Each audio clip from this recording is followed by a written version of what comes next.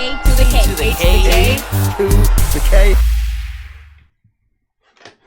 Hello, one and all. Welcome to the A2theK Wrestling Show, and welcome to another episode of 10.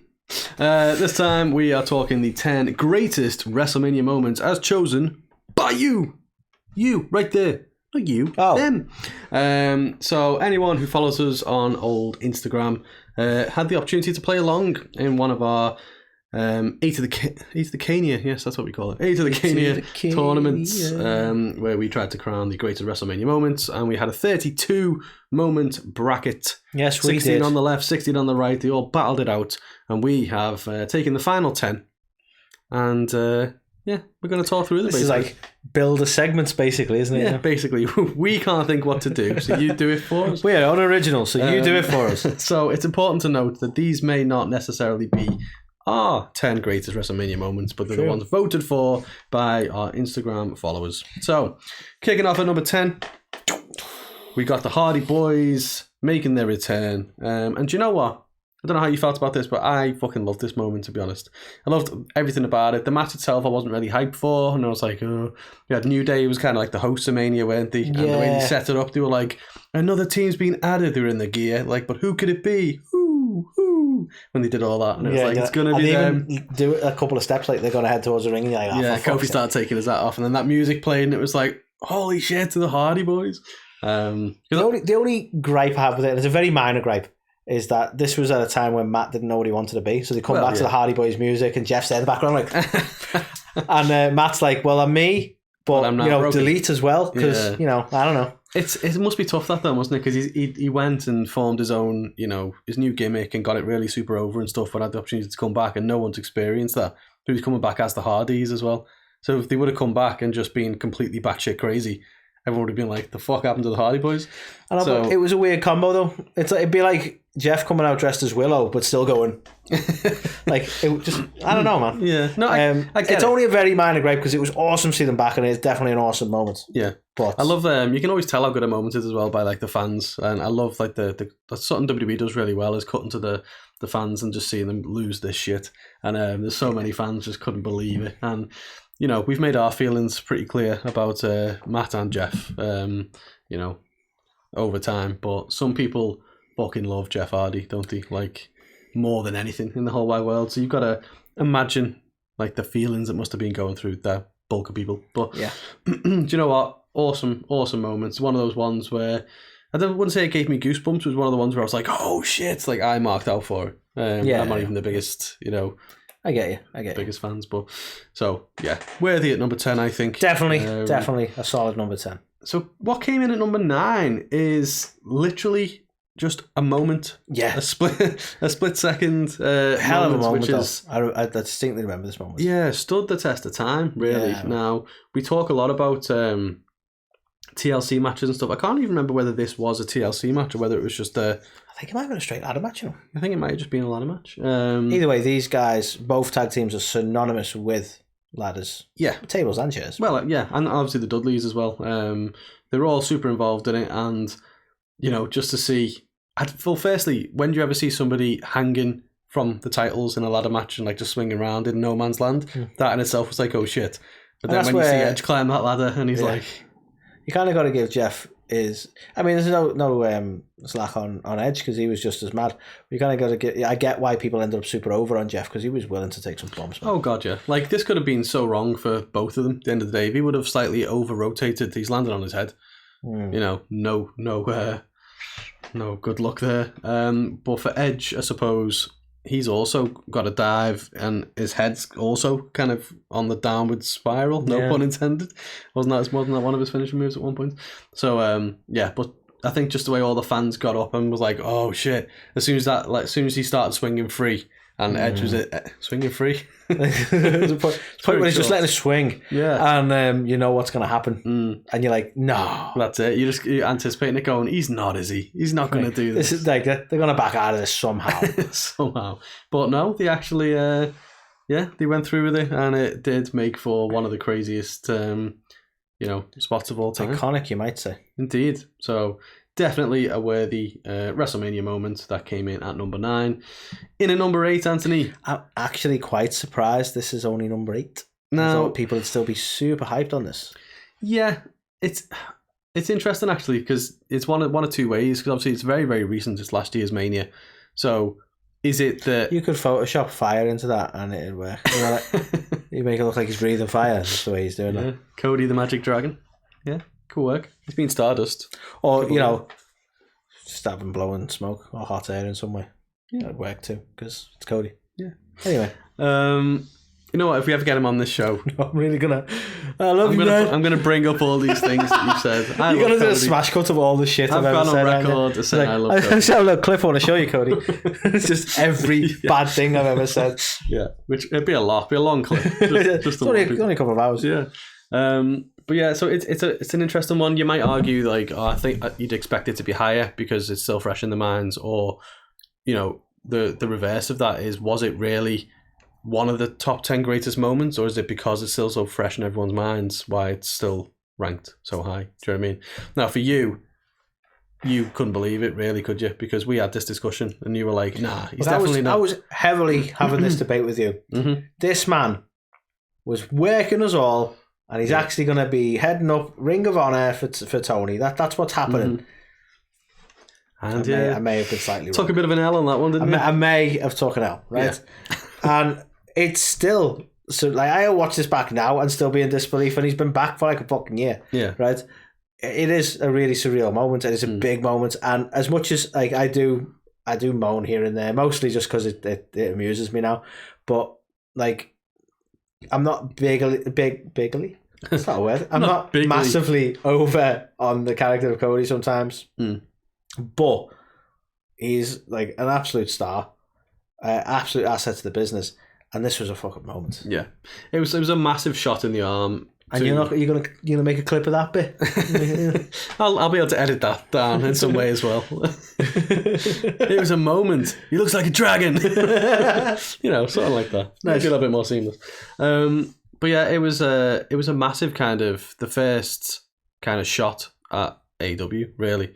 AEW taking a lot of shots at WWE and taking a lot of their ex-talent. So for Cody to go over there, it was like a big, oh shit. Biggest guy as well, the biggest talent. Yeah, really. Like literally the founder of the fucking company. So yeah, it was just one of them. For me, it was too obvious. I know it was obviously wasn't for everybody, like similar to you. You're like, it's never going to happen. But the way they built it up and was like, you're not going to find that till Mania. And I was like, if it's not Cody, people are going to be fuming. So it had to be. Do you know what I mean? So that's my only thing, but it was definitely a crazy moment. To see it, watch it unfold, is we never thought we'd see it again, did we? So indeed. Yeah, definitely an awesome WrestleMania moment. This one surprises me, so I'm really keen to get your thoughts on this, right? The Boneyard Match. One of the best WrestleMania moments of all time. Talk me through this as Taker's biggest fan. Because I enjoyed it, but I've got the unpopular opinion. I actually think the cinematic match between Bryan and Cena, I preferred that to this. And a lot of people didn't. This will surprise you. I agree. Okay. This is amazing. As a Taker fan, this is amazing, right? Because not only did we get another match when we didn't really think we would, not only did they handle it in a cinematic way so that, you know, Taker wouldn't have to like notably struggle. I think he was still having hip issues at this point, maybe. Yeah, there's a lot going on.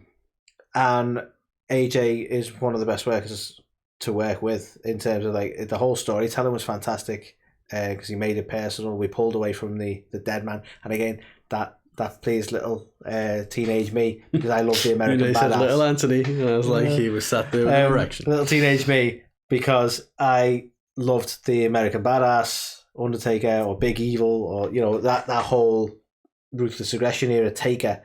I loved it. I know a lot of people prefer the original Undertaker, and there's a place for that. You know, the Phenom is fucking an absolute legend, but I sort of love that era of Taker as well, and so to see him sort of throughout the storyline move back into that, you know, because it became personal, and AJ was talking about his wife and all this kind of stuff, and he's like.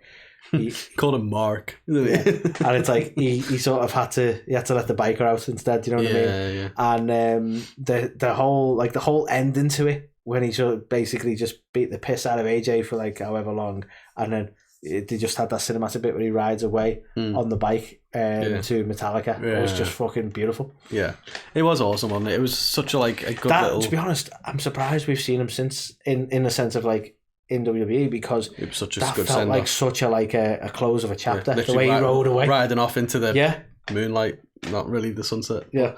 But yeah, I thought it was a really great close, and all right, it's hard to not go back, and he got inducted and he's had to do a speech, and he's now able to be himself and be more vocal. So I get that we're not going to like never see him again, and I kind of don't want that. But that moment where you go, right, that's him. Yeah, I thought that was fucking brilliant. Yeah, so it's definitely a moment. But I will agree with you as far as matches, especially during that period. The Bray Wyatt and John Cena stuff was fantastic. Yeah. So yeah, it's one of them. It's one of the most surprising entries, but clearly one of the people's favourite WrestleMania moments. It was voted 7th on the list. So and obviously Taker is a legend, so he deserves to be on here as many times as he can. So we'll allow it. Mm-hmm. Going in at number 6, not Mr. WrestleMania, Shawn Michaels. Mr. Shawn. Mr. Shawn. Yeah, obviously this. I think this one probably resonated more with me maybe than it did you. I don't know whether that's a hot take from... No, I think that's fair, because Ric Flair, like, obviously he's had a hell of a career, but you were there for a lot longer than I was in the world of wrestling. Everyone knows that when we talked on the show. You started really young with wrestling, so you've had a lot more time with Rick to appreciate that send-off.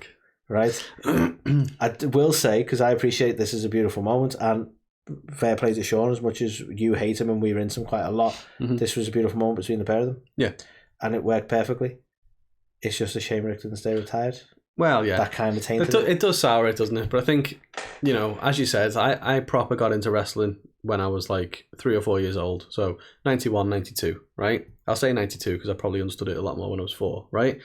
But that's when Flair came in. That's when he was the Real World Champ. That's when he had the Royal 1992 Rumble, still the best Rumble ever in my eyes. So, you can say what you want about Rick, especially later in his career and stuff like that. He wasn't the same Ric Flair, but this moment, and just to see how emotional he was, as you said, it's a shame he didn't stay retired, because this would have been the perfect. That's the thing. And it's a beautiful send off, and like now his most recent retirement match was faking a heart attack in an indie promotion, and it's just not the same, man. Yeah, it definitely isn't. It still annoys me that Shawn was the guy to do it. If I'm honest, because I think they handled it really well, though. I thought it was like, because you could see the love he had for him. I thought that the moment itself was really beautiful. Yeah, I just hate Shawn. So obviously I would have preferred it to be pretty much anyone else. Are we gonna make that T-shirt at some point? Why not? Let's do it. You could have it, like, you don't have to put Michaels. You could have generally I hate Shawn, and anyone who hates a Shawn in their life could have one of the shirts. Then we're promoting hate. We don't want to do that. I just want to promote hate solely to Shawn Michaels. Okay, yeah, we can do that. But no, I think he's so over the top and just disingenuous. I can't stand the guy. So when he's there, like, I'm sorry, I love you, and all that, and it was like, he's up there with how over exaggerated he was with Hulk Hogan. Well, yeah, exactly. Stop pretending you have emotion, Shawn. So yeah, I mean, all that aside, like, the thing that makes it such a amazing moment is obviously, how emotional Rick is, and then when he gets the pin at the end, and just seeing them, the pair of them, to be fair, just like hugging in the ring and stuff like that. It was a beautiful Mania moment, and as you say, it's a shame that it was kind of tainted a little bit by, Flair coming back. But yeah, I agree. I thought you were going to say something else. No, I'm thinking, right, and I'm going to put it on our socials for those who aren't going to listen to this podcast. You selfish cunts.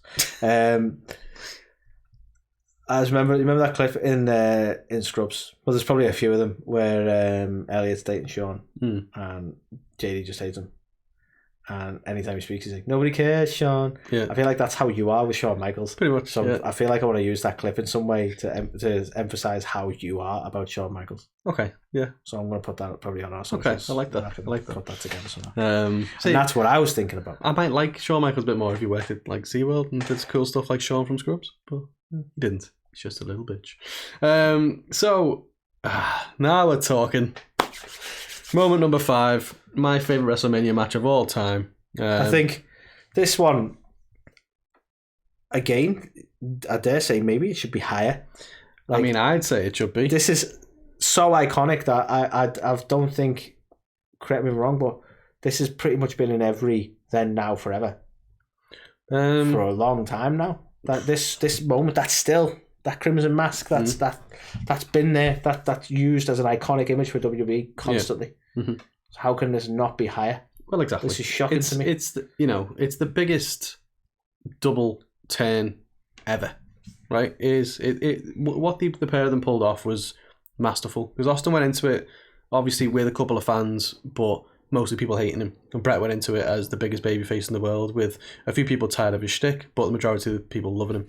So the fact that in one match, one moment, they can completely fucking flip all them fans to feeling the complete opposite way is masterful. You've done something when this is something that you will never be recreated. No. And I will go down and saying that this one, they'll never redo this one. It can't be. It could be imitated. There's no way they can pay homage to it, but they'll never get the same moments and the same reaction ever again. No chance. And it made Stone Cold. Like, it wasn't the Austin 316 line, it was this. It was him not giving up. Yeah, people like to remember that promo because it was cool. But... Well, exactly. It's probably because they want this to be the thing they can show, because it's like, oh, it's blood and all that. They can't show it as much as they want.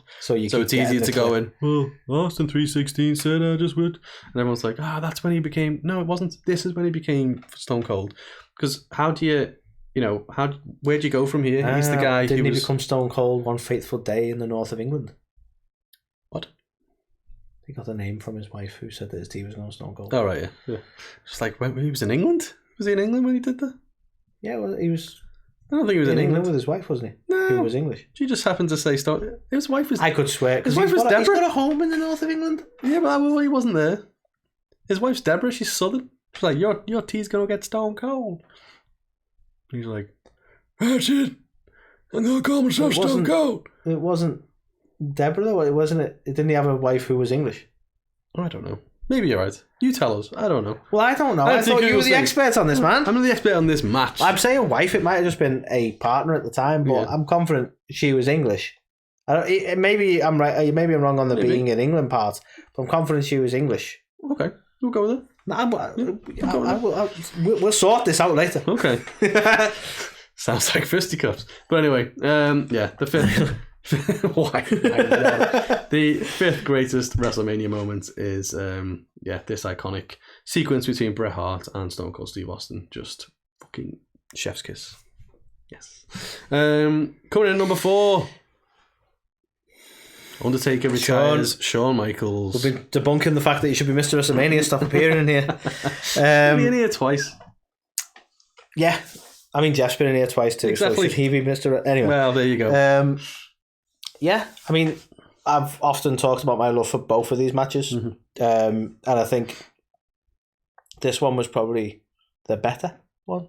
I still prefer the first, I know. It's so the stakes were higher on this, wasn't it? Because it was essentially the stakes were higher for me. It was like the whole visual element of the first one, where it was like heaven and hell, and that was fantastic. All that kind of stuff. I preferred that from a story standpoint. This is one of the strange things where like a rematch is such a compelling story in itself, because he couldn't settle on the fact that he lost. So then we get to the point that he's like putting his career on the line to do it, because he knows he can, and he still couldn't. You got Triple H going, well, that was pretty good. I think I'm going to do the same for me. And then, did exactly the same thing for the next 2 years. Whereas, well, I'm going to beat you, and then I'm going to have a rematch with you.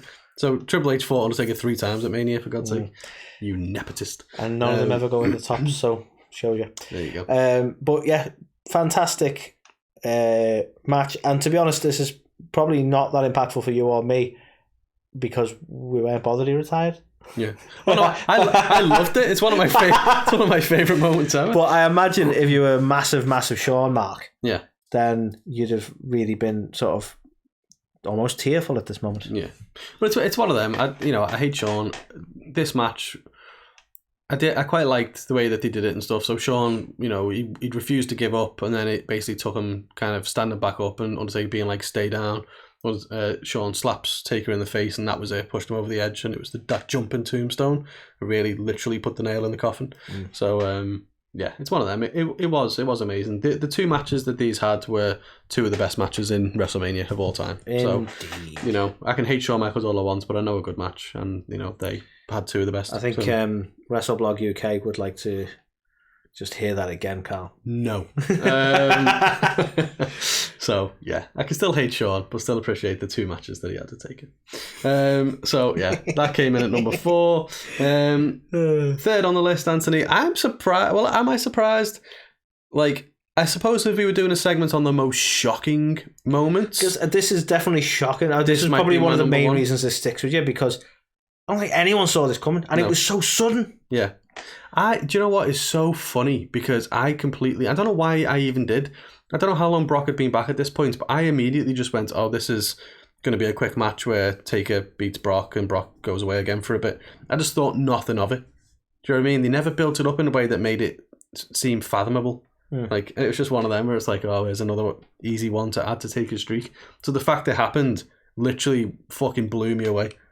Do you know what else? Like, and it's something you mentioned ages afterwards that I didn't appreciate at the time, and I've only very recently appreciated, and it's the fact that I was so, at the time, like, it shouldn't have been Brock. He's not going to benefit from this. This should have been something that could elevate someone, blah, blah, blah. But then you've pointed out, like, if you look at his career since ending the streak, it has elevated him, and this is a man who was already really high in the company, but this definitely put him on a different level. Yeah, it did. I mean, and the more I look at it, I'm like, you're right. Ending the streak was like a sort of almost like a weird like starting point again for Brock. I mean, like, it was it's nearly 10 years since this happened. Do you know what I mean? It was WrestleMania 30, 39. So it's one of them where when Brock came back, it was kind of like we never expected much of it. He'd come back for the payday, and he never really seemed to do anything. So it's mad to think Brock Lesnar, who was as big as he was, could take it on that next level, and he did, didn't he? Yeah, he became like the fucking Suplex City and all that, and the 1 in 21-1 that Heyman was fantastic. Heyman again, a master of talking, isn't he? Really? Yeah, and he demolished everybody after this. So again, the only thing I will say, and this isn't Roman hate, because I love where Roman is at the minute. Slightly tainted by the fact that Roman also beat him. Yeah, it is, to be fair. I know Brock was the first one to do it, but I think I would love it if he was the only one to do it. Yeah. It is a shame that they went that route. I suppose it was like, well, he's already lost once before, so you may as well put over someone younger. Yeah, but didn't he go, okay, streak ends, Bray fights him and loses. Yeah, and then Roman fights him. Roman wins. Yeah. So you go, well, why couldn't Bray win? Yeah, well, exactly. He literally just had Roman win. Like, it didn't help Roman because he didn't end the streak. And then, did we get any official match? Oh, he absolutely destroyed John Cena. I don't know if that was technically a match, because they did the whole thing, didn't they? Where they were in a match booked, and then he kind of just battered. Yeah, no, I'd still count in the streak, I think. So, yeah. But in any case, personally, I would have liked it if he was the only one to ever do it. But going back to the Boneyard match we said before, did they reference? Oh, did they like put the streak on the building or something? Do you know what I mean? Did they do anything about that? I feel like you might be right. I think they might have had a light. Yeah, I can't remember, because I was going to say it would have been weird if his last match they didn't reference the streak. I feel like they might have, They must have. Right. But yeah, like for me, it was etched in the moon. Sorry, go on. As he's riding to the moon, it just says it's got the numbers in. Yeah, if this was the most shocking list, I think this would definitely be number one. Yeah, but I can see why. It's. Because at the end of the day, as big of a moment it was, it's not exactly everybody's favourite moment. Because a lot of people are still like, Taker should never have lost. So I mean, there's plenty. I'm a massive Taker fan, and even I think that it was a good moment. And if you look at who could have ended it, I've said to you before now, I would have not been upset if Shawn ended the streak. As much as you hate Shawn, I know you hate Shawn, but those matches were fantastic. If they were the matches, one of those matches were the ones that ended the streak, I wouldn't have been upset by that. But beyond that, who could end the streak? Logically, this is probably one of the best shouts. And I didn't appreciate it straight away, but I appreciate it now. Well, exactly. Brock's still been around for the best part of 10 years, hasn't he? Killing like everybody. So killing everybody. Thanks in no small part to Undertaker. So the runner-up. It was controversial. This is interesting. It is. So Daniel Bryan winning the belts is actually the runner-up, surprisingly. You managed to have your moment and win the belts. Didn't win this, did you? You know what though?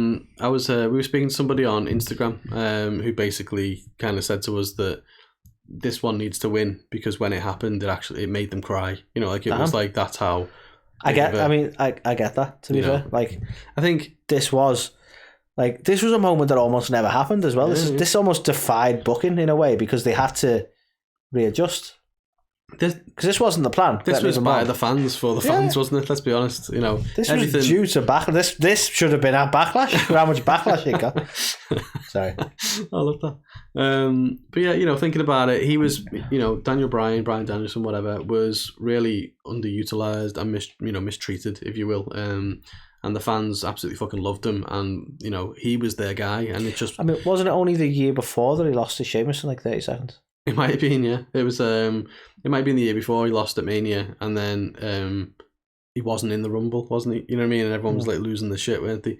Because obviously, was it Batista ended up winning it? So yeah. So I think, as you said, it was kind of a course correction. They did what they could to make it all work, and it did lead to one of the biggest moments. And you could just tell all the fans were behind him. The fact he had to go through, you know, Triple H, he had to go through fucking all these hoops just to even get to the main event. And and this is no disrespect to the WB, because the fact that they were willing to acknowledge this and course correct into this story is a testament to them realizing. Yeah, like Triple H in one of his infamous back and forth with CM Punk mentioned, like, you got to listen to the fans. It's about the fans. And to be fair to him, I think this is an example where they have gone, it's about the fans and this is what they want, because their whole ethos, their whole idea was Batista. Yeah, that's what it was about. Yeah, of course it was. And, you know, that was a proper damn script, wasn't it? So it's one of them as well. Like, personally, I don't feel like I was as invested in this as a lot of people were. That's not because I didn't like Daniel Bryan or anything like that. Obviously, I'm a big fan of the underdog story, but it just wasn't, like, it wasn't something that was going to get me totally upset or, like, off my feet, you know what I mean? Like, screaming, you know. No, yes. I think, like you say, if this had been a character, this has been a wrestler that we were invested in, like, in our era of wrestling, like when we were, it sounds bad when I say it like this, but when we were younger and really impassioned about it, then yeah, I understand why you'd probably get emotional on it. Like you say, I think we were probably just not as, probably less so than now. We were actually at a point when we were still watching it, but we weren't like super into it. Yeah, do you know what I mean? Yeah, it's no disrespect to what was going on at the time either. It's just it's worth noting that this went up against Kofi Mania relatively early on in the bracket, and obviously this, you know, it didn't massively tank it, you know what I mean, it only just about beat it as well. So obviously them two moments, and I think it's fantastic that, you know, Bryan was able to be on both sides of that, to be the guy who got the moment and also the guy who gave Kofi that moment as well. So it's pretty cool actually. But yeah, it was definitely like, just look at that picture there, like, that's iconic, isn't it? The fucking confetti, the two belts, and that is, you know, the underdog story. Yes movement summed up in a picture. Well, exactly. Yeah. And, you know, he was so over, and it was so deserved, and the right, you know, as you said, they made the right booking decision, and the right person won. So, yeah, definitely. So I won't do any honourable mentions. It's the rest of the bracket. Go and check it out on Instagram and see the ones which didn't make the cut. But you built the segment. You do your own way. Exactly. Yeah, we might as well have ChatGPT do this for us. Just you wait till they have video versions of that, and then we'll just be on autopilot. We're going to write an episode for us one week. Yeah, we should do that. South Park, if it works for South Park, it works for us. So coming in at number 1, Seth Rollins, cashing in his Money in the Bank. Do you know what? It's so deserving, I think, this, you know. Again, it had everything. It had the shock factor.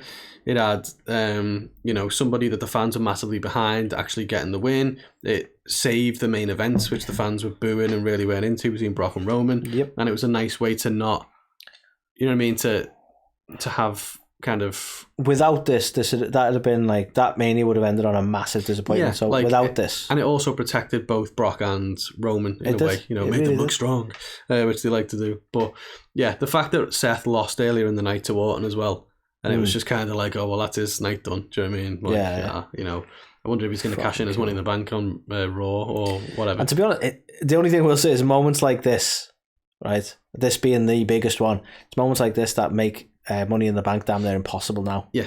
It's how do you top it? How do you top it? And to be fair as well, like, typically the Money in the Bank had been after somebody had just lost a match and were pretty beat up, someone would come out and take advantage and make an impromptu match and get the win.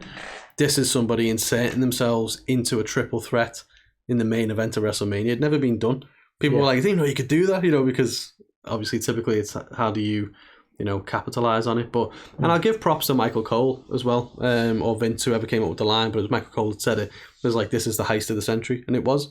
Do you know what I mean? It was, he'd literally come in fucking fucked everything up and ended up... How does the guy who wasn't even booked in the main event leave the main event with the belt? Like, what? This was his Mania moment, and he wasn't even fucking booked. Exactly. Yeah. And it's not like, it's not like the cop-out of they had the match and then he cashes in after the match and, it made him look like more of a badass. I'm actually quite surprised that you enjoy that bit. Because I thought you'd be kind of annoyed, like, that's a stupid way to do it. I think it's genius. But it's like, to me, that's akin to, like, when you were like, it's stupid to cash in for the US title. Like, it's stupid. You make the moment harder for yourself. In a logical point of view, you'd wait for them to be beaten up. And I'm glad you appreciate the fact that it's like, it's badass that he was like, no, I'm just going to put myself in the fucking I want to win it properly. The problem I had with the US title is I don't understand why you would waste a contract opportunity for the biggest prize in the business to go for a secondary, tertiary championship. Makes no sense to me. It's not like, AEW where they're like, the TNT title is on the same level as the world title, and it clearly isn't. And the fans are like, no, it's not. Exactly, right? The US title is not as prestigious as the world title. So if I've got an opportunity to cash that in, I'm cashing it in for the world title, whether I win it or not. Yeah. But I get your point, and you've changed my perspective on that now as well of, it does make sense. He was never going to beat Roman, so he did, he found a way to win a belt. And did what he did. So I don't hate it that much. But yeah, like for me, this just like it made Seth look like the dog's bollocks to come in. I think it's a badass way of doing it. Yeah. He's not frightened of having a match with them. No. And he could have done the Weasley heel thing with him, but he didn't. Yeah. So I love that. And it's not like don't get us wrong, it's not like he went in and was in there for like another 10-15 minutes as part of the match or anything. No. He literally did capitalise on it, but still. But not in a way that it was like, oh, he's just won, but he's absolutely exhausted, and here comes Seth. Well, exactly. It was like there was, other ways, but it was just, I don't know, going into that, I think we were a bit like, oh, we get to see Roman versus Brock, yay. So I was ecstatic with this outcome, because I'm a big Seth Rollins fan, and I was just like, holy shit, he lost to Orton earlier than Here's your Mr. WrestleMania. Come in and done this. But we said, didn't we, last week, on who could be a future Mr. WrestleMania? It could be Seth. So he's got all the makings of it, man. He does indeed. But yeah, the greatest WrestleMania moments, Seth Rollins cashing in his Money in the Bank to win the WWE Championship. And that was it. That was it. The greatest 10 WrestleMania moments. This was not the greatest circle. You may have seen us sampling some of Top Rope's latest creations. This one is No Birds Were Harmed. Do you know what? It's a stout. We're not big stout drinkers, so we can't accurately comment. But do you know what? It's a flavourful stout. Yes. Like, what is it? Stout drinker? Vanilla and custard? Vanilla custard stout it is. And you know what? That note of... I don't know how to make this sound right, because I'm not saying it in a bad way. And if you're a stout drinker, I really encourage you to try it, even if this doesn't sound right. But it's like rich and creamy custardy taste running through the stout, and it is nice. Like if I was a stout drinker, I'd be all over it, you know what I mean? Like for us, like we're kind of like, this is a bit like a alcoholic milkshake, so it's it's a bit odd for us, but you know what, we absolutely love Top Rope guys. We love all of the stuff that they bring out, so go and head over there, see all the different flavours, and get yourself 10% off with A2theK 10 at topropebrewing.com. Drink it. Have you checked out Pro Wrestling TV? Are you watching us on Pro Wrestling TV right now? If so, we thank you. If not, what are you doing? Go and head over to Pro Wrestling TV, download the app on smart devices everywhere. You can watch us, you can watch Watch Culture, you can watch all the wrestling all the time. All the wrestling. 24/7. To go and check it out. If you're watching on YouTube, make sure you hit that subscribe button. Thanks for all the growth over the last couple of months. And yeah, make sure you like the video as well. Every little helps. Don't come at us, Tesco. And then summer's coming up and you need some t-shirts. Throw away the sweaters, get some t-shirts, and you can get our t-shirts from Pro Wrestling Tees, including the latest designs from Alt Wrestling Tees, who you can find on Instagram. Yeah, I'll make you do the next ones. It's a lot of talking. So I just need to sit down for a while. Need a nice little tasty bit of stuff. So until next time, we will say bye.